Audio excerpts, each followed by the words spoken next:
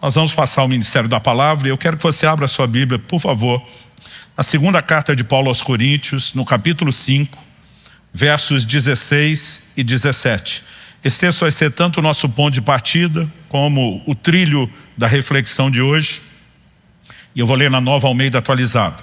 Segunda carta de Paulo aos Coríntios, capítulo 5, versos 16 e 17. O texto sagrado diz: assim que nós, daqui por diante, a ninguém conhecemos segundo a carne. E se antes conhecemos Cristo segundo a carne, já agora não o conhecemos desse modo. E assim, se alguém está em Cristo, é nova criatura. As coisas antigas já passaram, eis que se fizeram novas. Pai, nós declaramos nossa confiança e dependência da ação do Teu Espírito, da manifestação da Tua graça. E oramos que a Tua palavra alcance não meramente a mente, a razão, mas o íntimo do coração. Nós oramos por entendimento espiritual, nós oramos por aplicação personalizada, nós oramos pelo sopro vivificador do Teu Espírito, para que a Tua palavra fale, cale em nossos corações e encontre em nós lugar de correspondência. Nós suplicamos em nome de Jesus. Amém. Bom, o apóstolo Paulo começa fazendo uma declaração de conhecimento que diz respeito a qualquer pessoa. Ele diz assim que nós daqui por diante, ele fala de uma mudança, a ninguém conhecemos segundo a carne. Mas depois de direcionar a respeito de conhecer qualquer pessoa, ele especificamente foca o conhecimento de Cristo. E se antes conhecemos Cristo segundo a carne, já agora não o conhecemos desse modo. Então nós podemos dividir a humanidade entre os que conhecem a Cristo e os que não. Dos que conhecem, há dois tipos de conhecimento. Ele fala de conhecer segundo a carne, mas ele fala de conhecer de um outro modo, que não é segundo a carne. O que é que significa essa expressão, conhecer segundo a carne? Eu gosto de dizer que é a própria Bíblia que explica a Bíblia.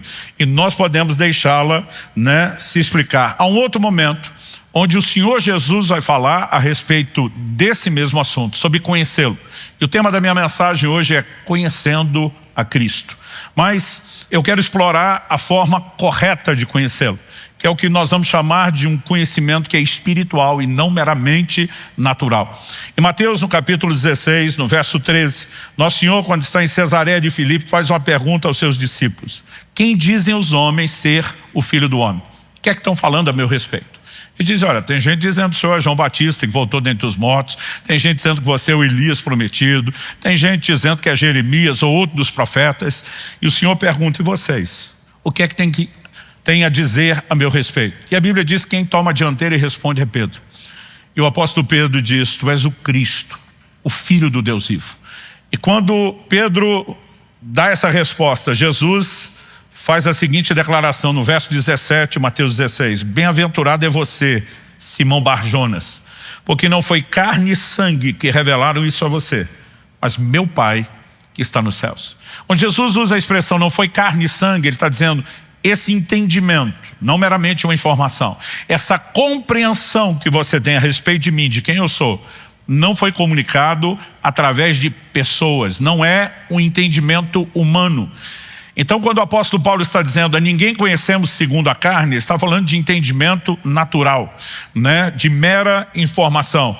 Mas quando Jesus diz para ele: foi o meu Pai que revelou a você, e essa palavra revelação é o título do último livro que nós temos na Bíblia, Apocalipse, ele significa revelação. Mas a palavra grega Apocalipse, ela significa remover o véu.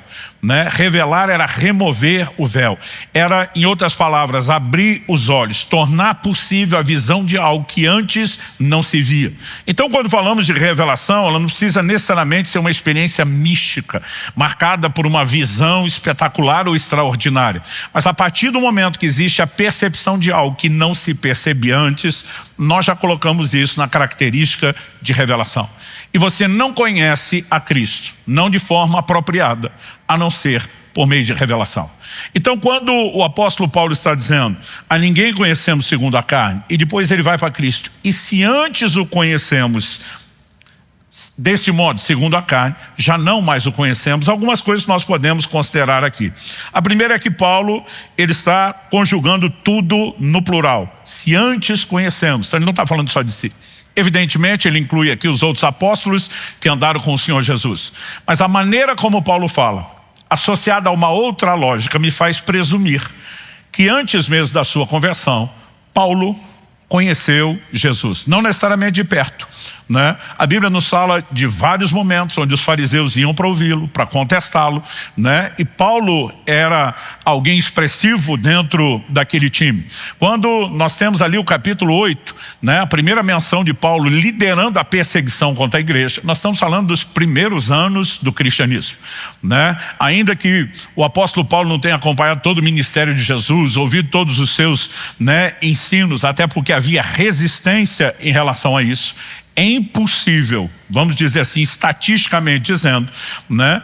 A menos que Paulo estivesse vivendo em outro canto do planeta e não temos nenhum registro de que tenha acontecido isso, que ele não tivesse sido exposto de alguma forma, algum contato visual, ou até mesmo ouvido em algum momento Jesus falar. Agora, quando ele diz, se antes conhecemos Cristo segundo a carne, e ele está se incluindo no processo, ele admite algum nível de conhecimento, né? E ele não está falando a respeito só dos apóstolos. Aonde eu quero chegar com esse conceito que eu estou apresentando a você? Nós podemos dividir a humanidade em 3 grupos. 2 grupos básicos, os que conhecem a Cristo e os que não. Mas dos que conhecem, nós podemos criar outras 2 subdivisões. Os que o conhecem ou o conheceram segundo a carne e os que o conhecem de um outro modo. Qual é a importância de fazermos a distinção da forma como se conhece a Cristo? É que conhecimento meramente natural, segundo a carne, não gera transformação. Mas a revelação ou o entendimento espiritual é o tipo de conhecimento que gera transformação. E isso é de fato a consequência do nível correto de conhecimento que eu quero que a gente possa entender ser tão importante perseguir. Então, em primeiro lugar, eu quero destacar o conhecimento sem transformação.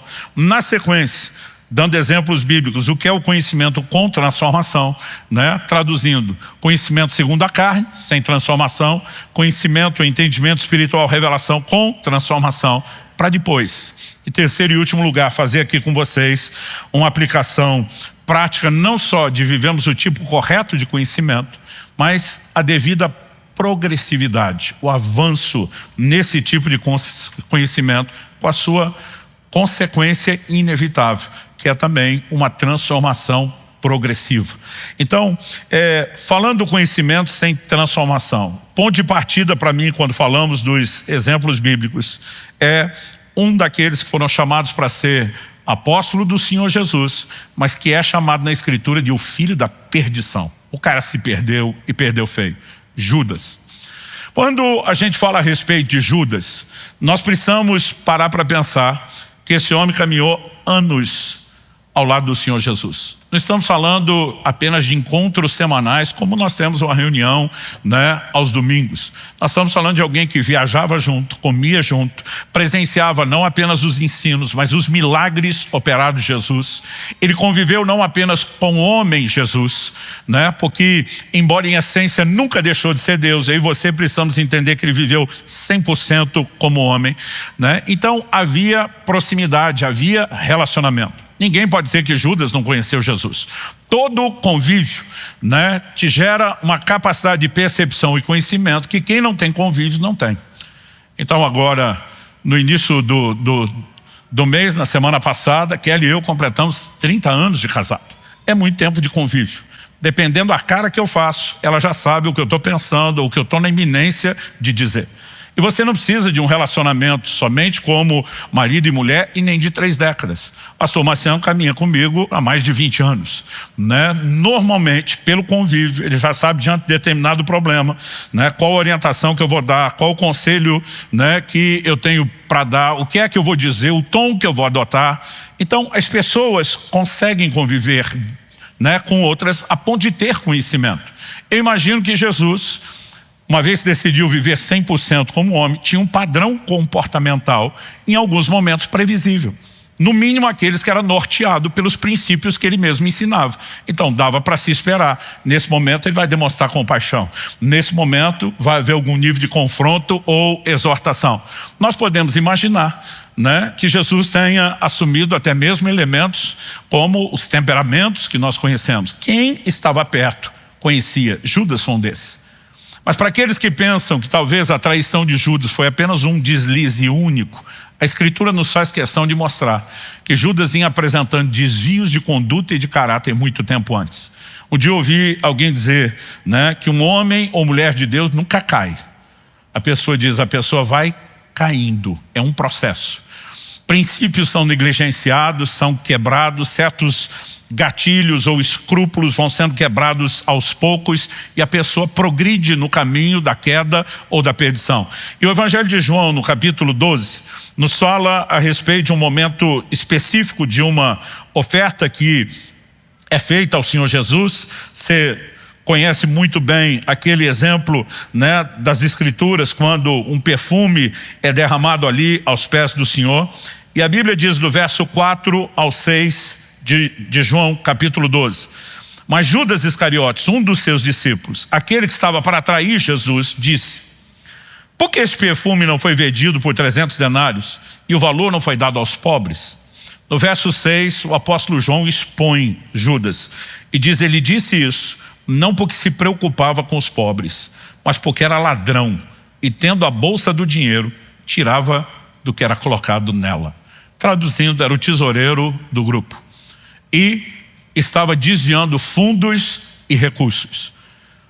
Quando você olha a Bíblia, honestamente, durante muito tempo eu vou dizer para Deus, para que colocar isso na Bíblia? Se o primeiro tesoureiro da história da igreja deu problema, você vai levantar a suspeita, né? É por isso que você vê Paulo batendo muito na tecla da conduta de ser honesto, não só diante de Deus, mas diante dos homens.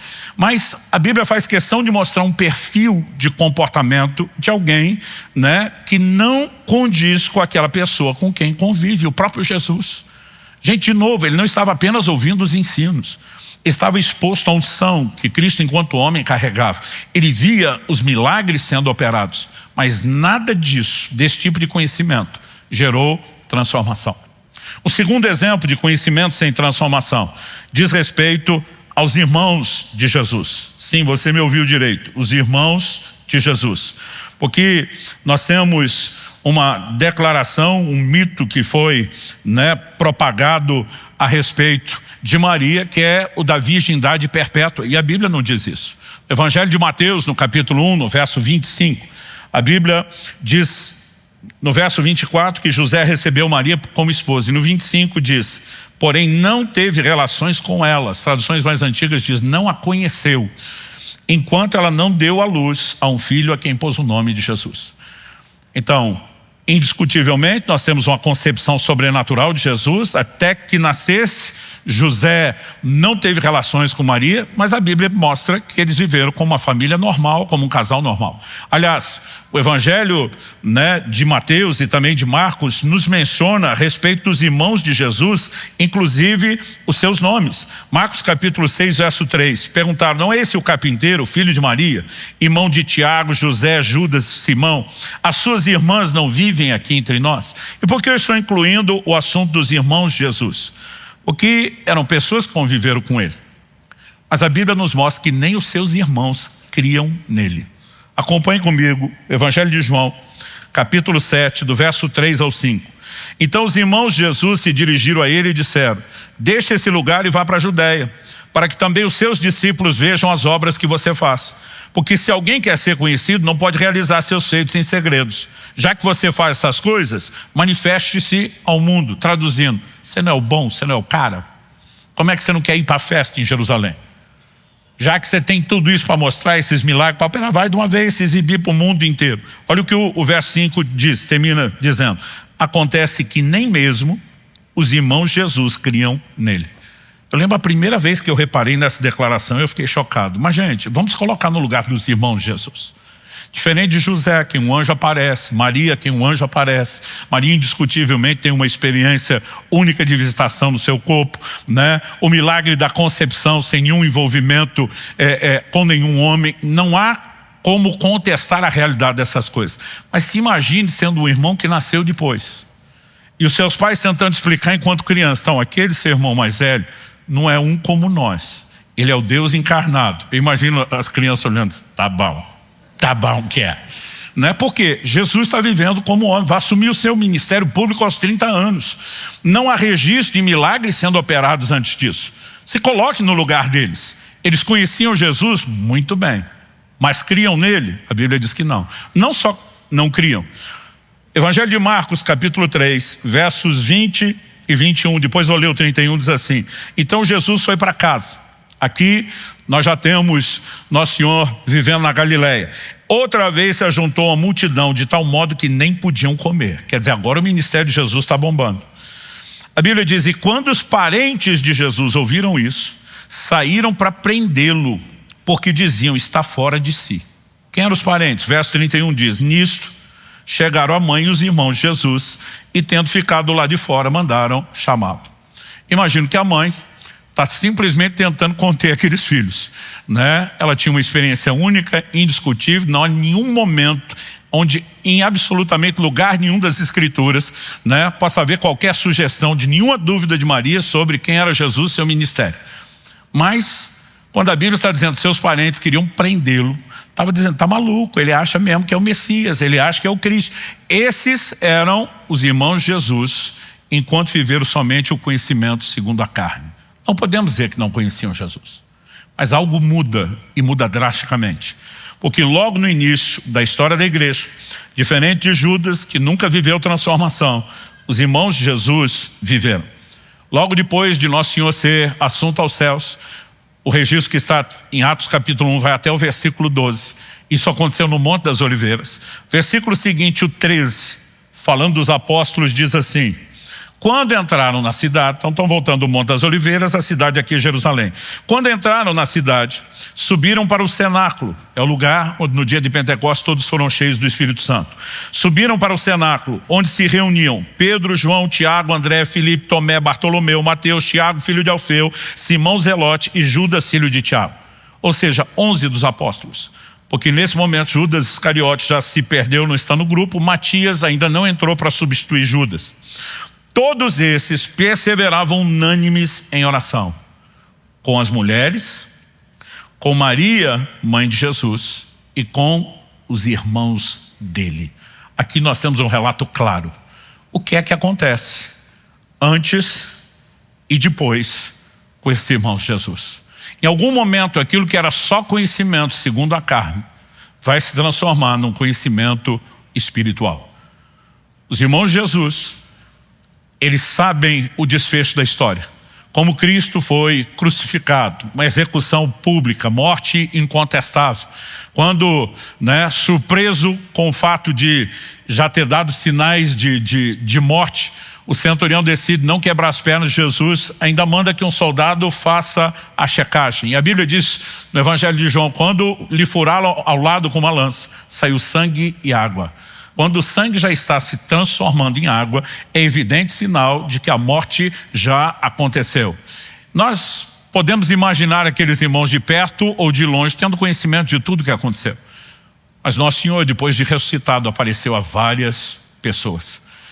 Em 1 Coríntios capítulo 15, que eu chamo de o capítulo da ressurreição, o apóstolo Paulo, do verso 3 ao 7, diz o seguinte: antes de tudo, entreguei a vocês o que também recebi, que Cristo morreu pelos nossos pecados, segundo as Escrituras, e que foi sepultado e ressuscitou ao terceiro dia, segundo as Escrituras, e apareceu a Cefas. Cefas é a expressão em aramaico para o nome de Pedro, e apareceu a Cefas e depois aos 12.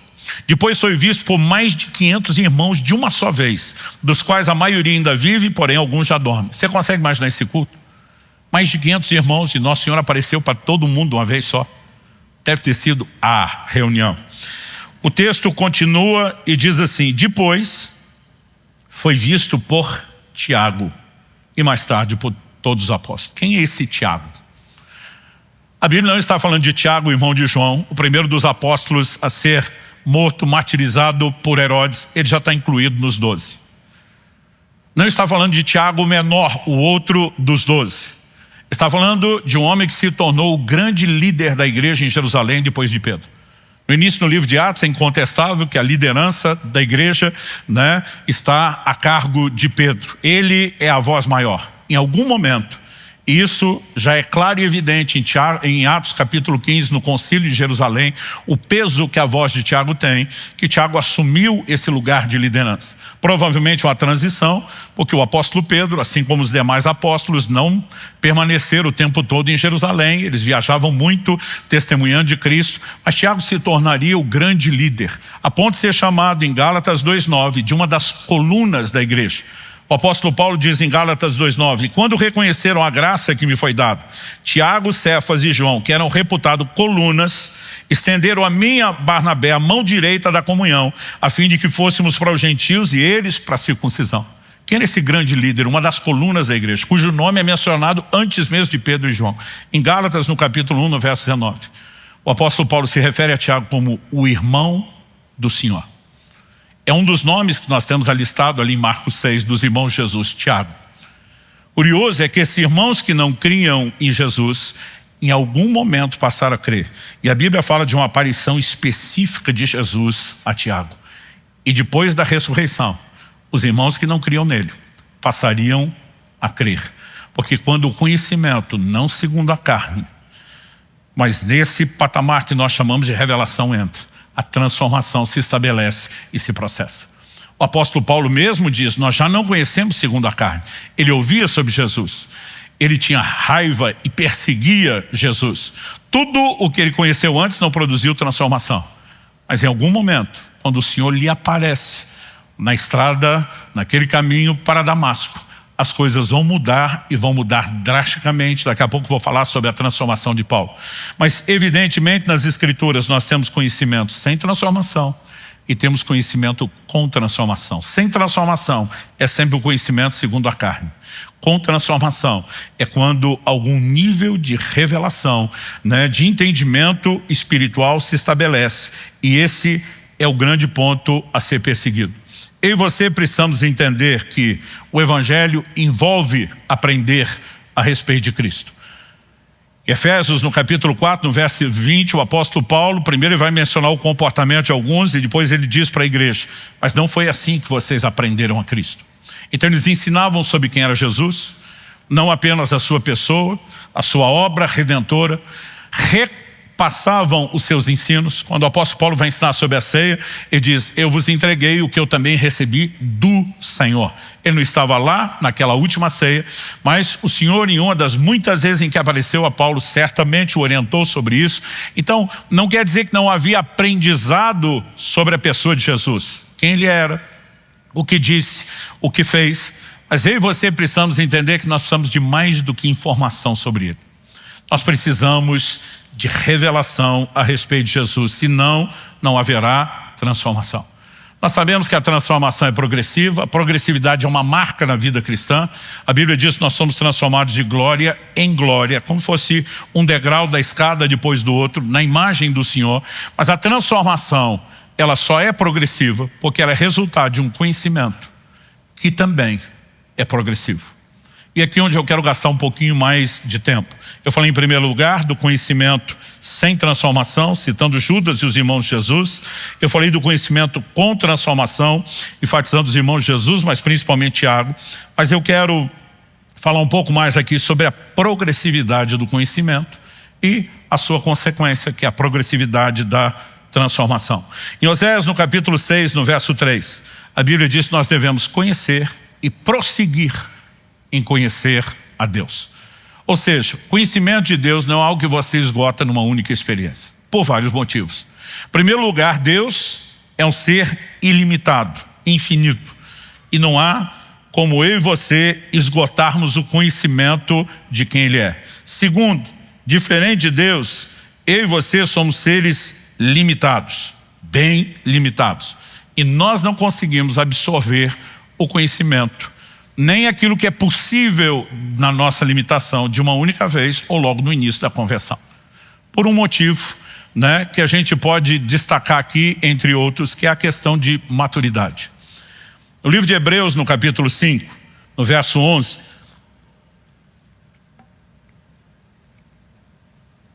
Isso, Hebreus 5:11. O escritor diz: a esse respeito, temos muitas coisas a dizer, coisas difíceis de explicar. Ele está dizendo, olha, eu tenho mais para falar do assunto, mas é difícil explicar. Por quê? Pela complexidade da doutrina? Não. Ele diz, porque vocês se tornaram tardios em ouvir. A maneira como nós ouvimos determina se haverá ou não compreensão. Esse é o tema central da parábola do semeador. A semente cai à beira do caminho, é roubada, pelas aves, que Jesus interpreta como os demônios. Nosso Senhor fala daqueles que ouvem e não entendem. Se não entende, não tem frutificação da palavra. Ele menciona duas outras sementes que começam o processo, mas ele é abortado, para no final falar da semente que cai em terra boa, frutifica. E diz, esses são os que ouvem e entendem. A palavra de Deus só pode operar aonde existe compreensão e entendimento. Evidente que quando falamos de revelação, nós não alcançamos isso sem Deus. Por outro lado, não significa que Deus sozinho, de forma unilateral, vai promover todo o tipo de conhecimento, sozinho, independente da nossa conduta. Até porque se fosse assim, ele é o maior interessado. Então todos nós deveríamos estar vivendo o pleno conhecimento. Então ele está dizendo, se há essa negligência em ouvir, ele diz, a capacidade de compreensão de vocês vai ser comprometida. O escritor continua e diz no verso 12, pois quando já deviam ser mestres, levando em conta o tempo decorrido, que é o tempo de fé, de caminhada cristã, vocês têm novamente necessidade de que alguém lhes ensine quais são os princípios elementares dos oráculos de Deus. Traduzindo, pelo tempo de vida cristã, vocês tinham que estar ensinando outros. Além de não estar ensinando, vocês têm que reaprender o tempo todo o beabá, os fundamentos da fé, os princípios elementares. Ou seja, a percepção não estava entrando. E ele termina dizendo no verso 12, passaram a ter necessidade de leite, não de alimento sólido. 13 e 14, ora, todo aquele que se alimenta de leite é inexperiente na palavra da justiça porque é criança.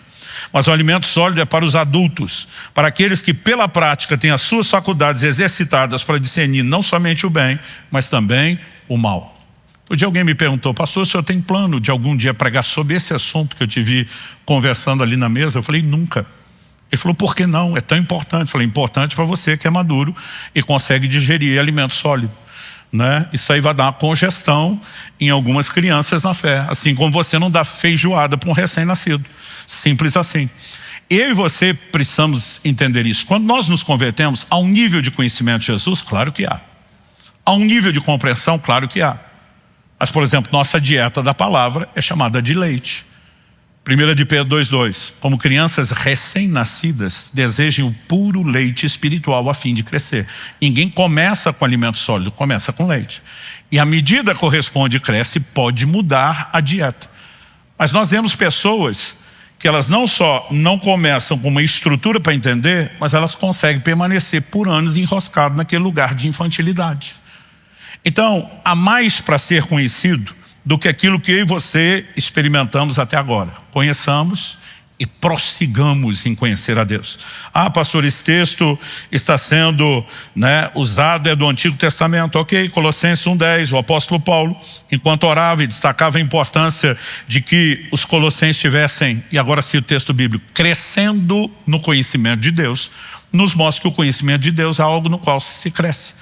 E a Bíblia aplica isso diretamente em relação à pessoa de Jesus. 2 de Pedro 3:18, o apóstolo diz, cresçam na graça e no conhecimento de nosso Senhor e Salvador Jesus Cristo. Você só cresce se já tem alguma coisa, mas dá para aumentar. Efésios capítulo 4, verso 13, até que todos cheguemos à unidade da fé e do pleno conhecimento do Filho de Deus. Quando nós olhamos para a vida cristã, uma marca incontestável da vida cristã é progressividade, é avanço.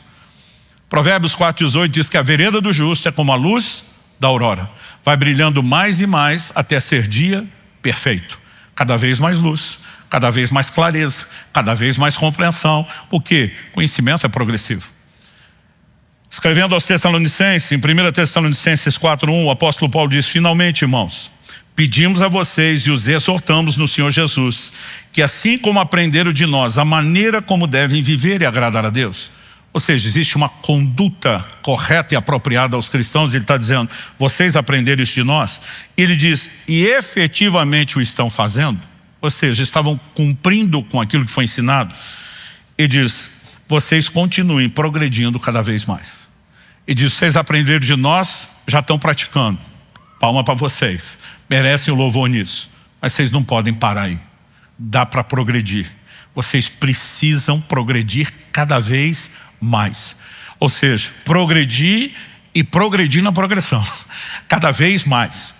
Quando olhamos para declarações como essa, é evidente que a progressividade é uma marca da vida cristã. Em 2 de Pedro, no capítulo 1, do verso 5 a 8, o apóstolo Paulo diz assim, por causa disso, concentrando todos os seus esforços. Ou seja, não depende só de nós. Jesus disse, sem mim vocês não podem fazer nada. Mas também não depende só de Deus. É uma interação. As duas partes se envolvem. E normalmente quem falha é a gente, nunca é Deus.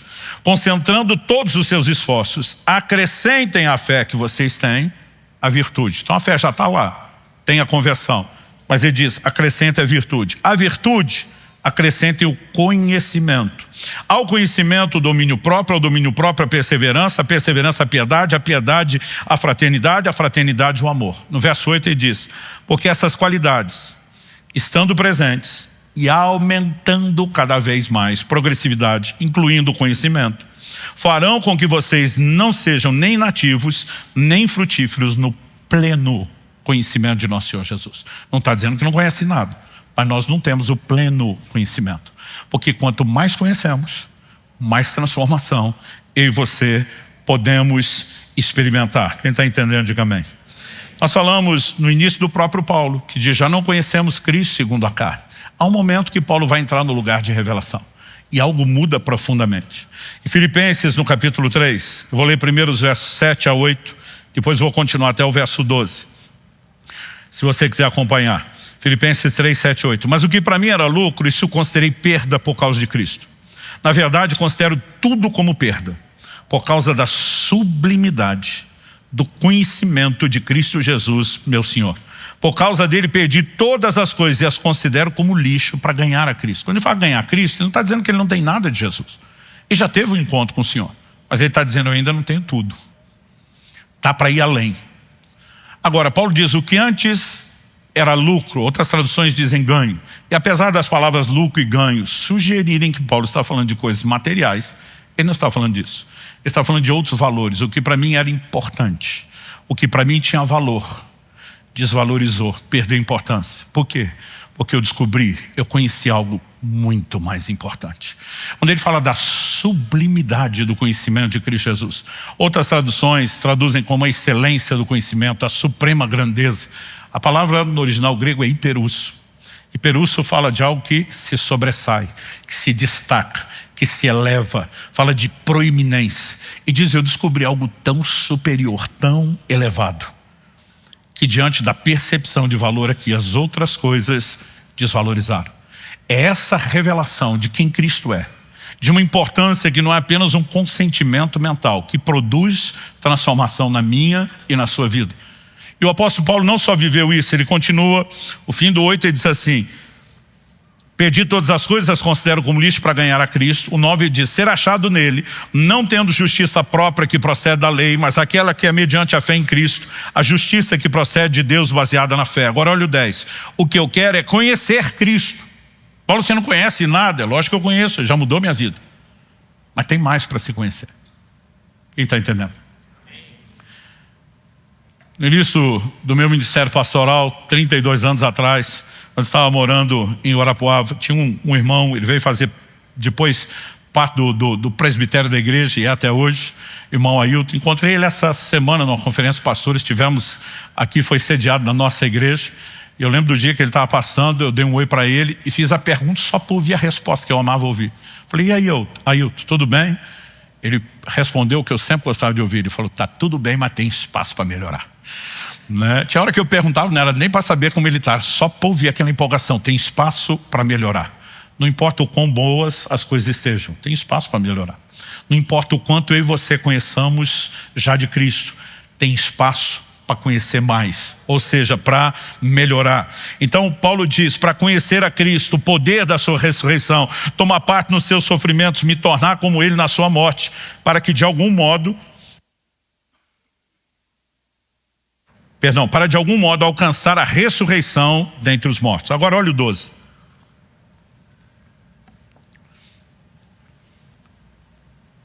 Não que eu já tenha recebido isso. Ele não está falando de uma experiência zero com Jesus, está falando de alcançar aquele nível maior. Ou já tenha obtido a perfeição. Essa palavra aqui traduzida perfeição é o estado completo, a perfeita maturidade. Mas prossigo para conquistar aquilo para o que também foi conquistado por Cristo Jesus. Eu e você precisamos entender não só que é um conhecimento que transforma, mas que em vez de ser apenas um conhecimento que nos levou a ser transformado só até um certo ponto e depois estagnamos, nós podemos conhecer cada vez mais e sermos consequentemente transformados cada vez mais. Mas a pergunta prática antes de terminarmos é: como podemos vivenciar esse tipo de conhecimento? Não o segundo a carne, que não produz transformação, mas esse que é espiritual. Eu quero destacar um elemento que para mim assim é prioritário quando falamos em termos de vida cristã. A maior parte das pesquisas apontam que a grande maioria dos cristãos não tem tempo devocional diário com Deus. Aliás, a maioria parece não entender a dinâmica de um relacionamento que deveria ser diário, não fundamentado em cultos semanais, reuniões semanais como a celebração, ou mesmo uma segunda reunião que é a célula. Quando você olha lá para o Jardim do Éden, Deus, depois de criar o primeiro casal, os visitava diariamente. A Bíblia diz que as misericórdias do Senhor se renovam a cada manhã.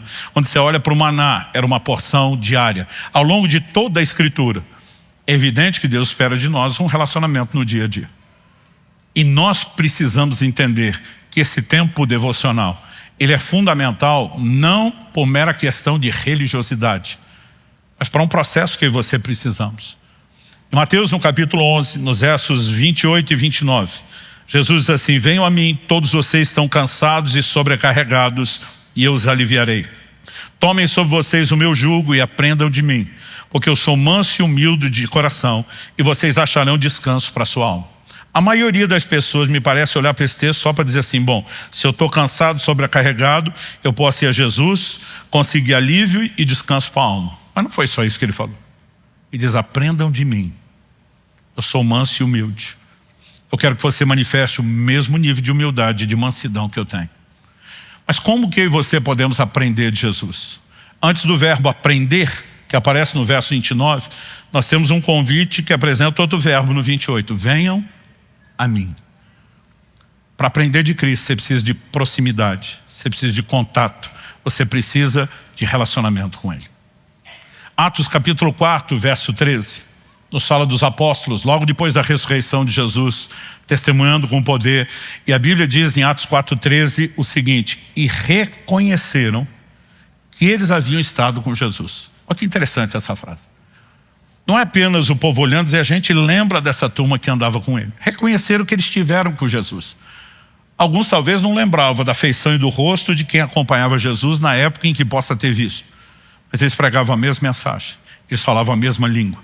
Eles carregavam a mesma unção de Jesus. Eles operavam os mesmos milagres. O pessoal olha e diz: essa é a turma que anda com ele. Convive com ele a ponto de ser afetada por ele. Essa tem sido uma oração que eu tenho feito bastante a Deus. Senhor, que as pessoas possam reconhecer que eu estive com o Senhor. Aliás, meu pai tinha uma declaração interessante sobre o devocional, sobre a vida de oração, tempo com Deus, com a palavra. Ele dizia: se eu ficar um dia sem o meu tempo devocional, eu sinto a diferença. Ele dizia: se eu ficar uns 3 dias, minha mulher já percebe a diferença. Mas se eu ficar mais de uma semana, com certeza a igreja já vai sentir a diferença. Porque ou nós vamos transbordar o resultado de estar com Ele, ou nós vamos transbordar algo diferente. Estar com Jesus é uma chave para aprender dele, para conhecer dele, e para dessa forma podermos ser transformados. Cada uma das disciplinas espirituais tem lá o seu caráter de transformação. Quando nós falamos a respeito do louvor e adoração, nós precisamos entender a importância disso, gente, a ponto de ser praticado em bases diárias. E você não precisa ser um bom cantor para isso. Eu acho que o único que me aguenta ouvir cantar é Deus. Ele deve ter algum filtro, né, que a coisa chega no ouvido dele diferente, porque ele é o único que consegue, né, lidar com isso. Mas há um princípio por trás da adoração. Pessoas se recusam a adorar a Deus, parece que sempre são entregues a um tipo de juízo semelhante. Romanos capítulo 1 Fala de pessoas que se recusaram da glória a Deus e Deus os entregou a paixões infames. São entregues à sua própria natureza carnal.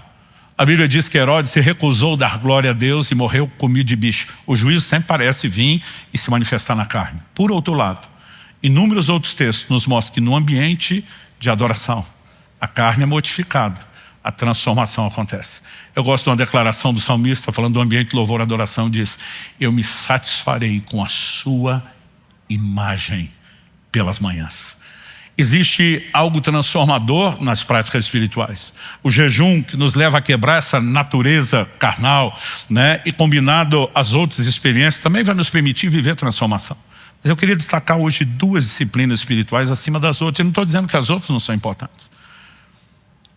Louvor e adoração deveria ser praticado só nos cultos. Isso aí deve ser praticado em base diária. E nem sempre você precisa cantar para manter esse espírito de louvor. Você estava vindo de casa para a igreja hoje, louvor e adoração está comendo solto no carro. Não importa se vai ter 5 cultos. A gente não precisa depender desse ambiente, né? Eu estou em viagem e preciso treinar numa academia. Eu não faço questão nenhuma de ouvir o tuxi-tuxi que a turma vai ouvir lá dentro. Eu investi num fone de ouvido, né, que ele isola o ruído do ambiente e me dá uma definição fantástica para a música que eu estou ouvindo. Então o tuxi-tuxi está rolando lá de fora, não estou ouvindo nada, eu estou lá com louvor e adoração, e tem hora que eu vou lá para Nárnia. Né? Eu tenho hora que eu assusto as pessoas na academia, eu levanto a mão, eu choro, eu dou glória a Deus, eu falo aleluia, porque você não precisa depender de um culto para isso. Então essas práticas são importantes, mas sem desmerecer nem o jejum, que a gente tem pregado bastante, nem o louvor e adoração. Eu queria destacar aqui o tempo com a palavra e a vida de oração, que deveriam nortear o nosso período devocional. Em João 5,39, o Senhor Jesus diz: examinais as Escrituras, porque julgais ter nelas a vida eterna, e são elas que testificam de mim. Na teologia nós chamamos isso de convergência bíblica. Tudo na Escritura aponta para Jesus, sua pessoa, não apenas quem Ele é, sua obra, e não há como conhecer a respeito de Jesus sem as Escrituras. Nós podemos ouvir gente ensinando as Escrituras e aprender acerca dele, mas isso ainda é conhecimento segundo a carne. Agora, nós podemos combinar esse tempo de exposição à ação do Espírito Santo da verdade com uma outra prática, a de oração. Jeremias 33:3, o Senhor diz: invoca-me e te responderei, anunciar-te-ei coisas grandes e ocultas que tu não sabes. Tem crentes que não oram, mas dos que oram, tem aqueles que nunca cruzam a linha da revelação, eu vou chamar. Eles ficam só no invoca-me que te responderei. Eles têm até experiência de pedir e ver a resposta de Deus.